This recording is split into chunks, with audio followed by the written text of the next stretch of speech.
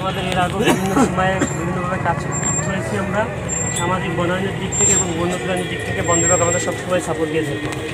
আজকে আমরা এখানে বনায়নের বিষয় আমাদের সকলের বিষয় এবং এলাকা ভিত্তিক নিয়ে মত বিনিময় একটি সভা আলোচনা করেছে আমাদের সামাজিক বন বিভাগের আবুল হোসেন স্যার দিঘলিয়া।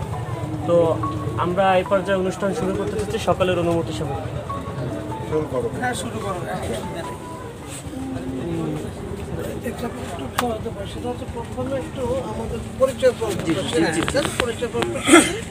আমি আমার থেকে পরিচয়টা দিচ্ছি, ঠিক আছে?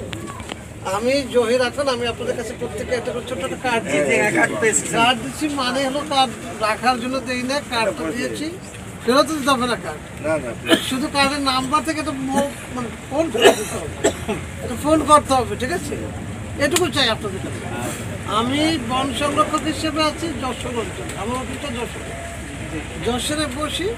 আপনাদের এই যে আমাদের এরিয়াটা একটু বেশি বড় বলতে 16টা জেলা দেখি।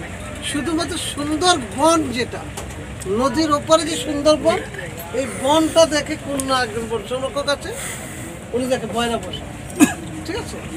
আর আমার 4টে বন বিভাগ আছে। একটা হচ্ছে সামাজিক বন বিভাগ বাগেরহাট, যিনি আমার ডান পাশে আছেন বিভাগীয় বন কর্মকর্তা, উনি 3টা জেলা দেখেন। একটা হচ্ছে খুলনা জেলা, একটা হচ্ছে পিরোজপুর জেলা এবং আরেকটা হচ্ছে বাগেরহাট জেলা। তো উনি আসলে অনেক বড় দায়িত্ব নিয়ে আছেন। ওনার বাড়ি হচ্ছে সাতক্ষীরা, আপনাদের এই এলাকার, ঠিক আছে? নদী, পানি, লবণ এই এলাকার লোক।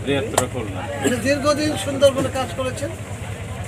আর আমি মূলত আর 3টে ডিভিশন আছে। একটা হচ্ছে যশোরে একটা ডিভিশন 5টা জেলা নিয়ে, ফরিদপুরে একটা ডিভিশন 5টা জেলা নিয়ে, আর কুষ্টিয়া একটা ডিভিশন। এই 4টে ডিভিশন।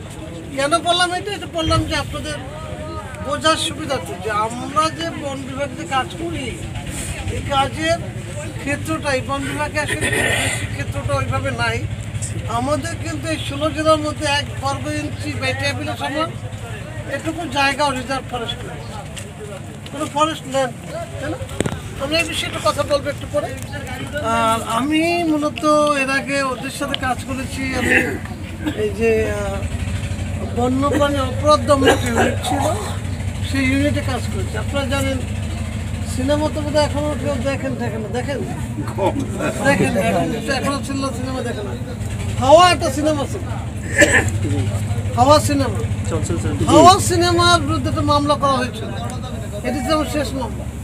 শালিক পাখি ধরছিল, এটা অভিনয় করেছিল, সেটার জন্য সেইটা মামলা করেছিল টোটাল ডাইরেক্টর সবার জন্য।